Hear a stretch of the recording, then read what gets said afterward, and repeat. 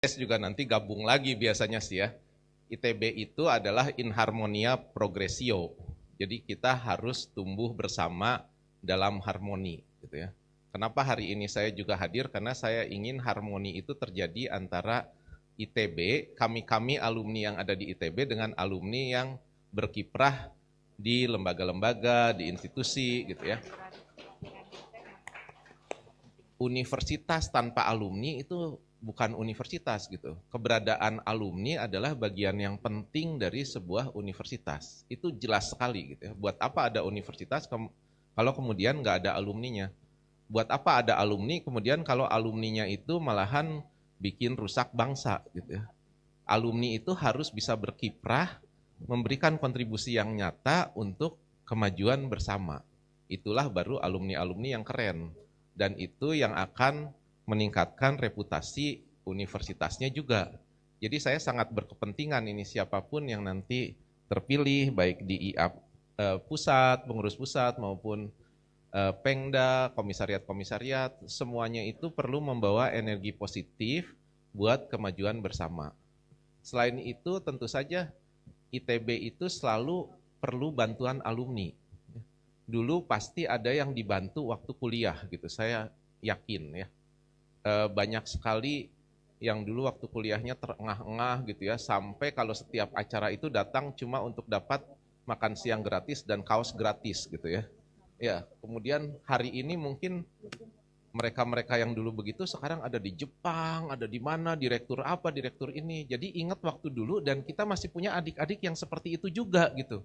Hari ini pun seperti itu. Ya.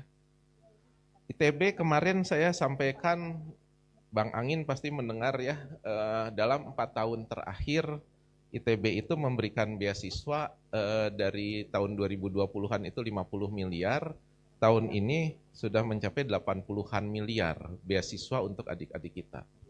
Tapi itu masih kurang gitu.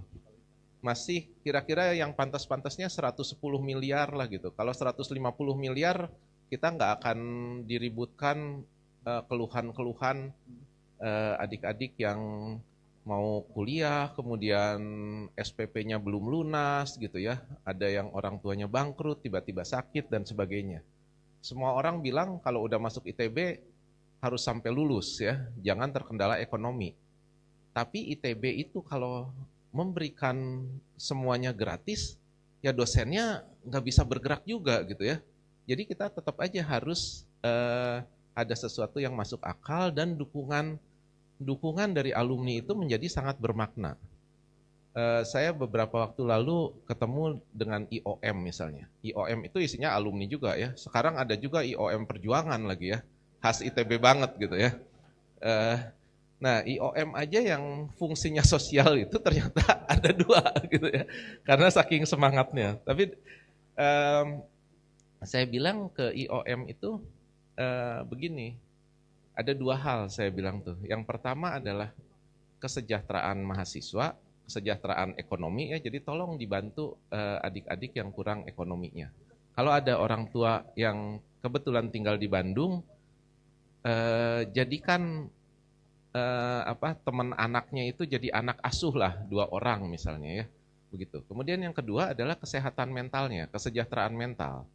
Itu sekarang banyak sekali masalah kesejahteraan mental di mahasiswa gitu ya. Dengan fasilitas segala macam ternyata nggak membuat hidup menjadi lebih lebih santai gitu ya. Tekanan-tekanan media sosial ternyata menjadi lebih banyak gitu ya. Nah, jadi sekali lagi hal-hal seperti itu akan menjadi concern kita bersama. Kemudian selain itu juga kita tahu bahwa ITB dan alumni-alumninya itu selalu menjadi sorotan.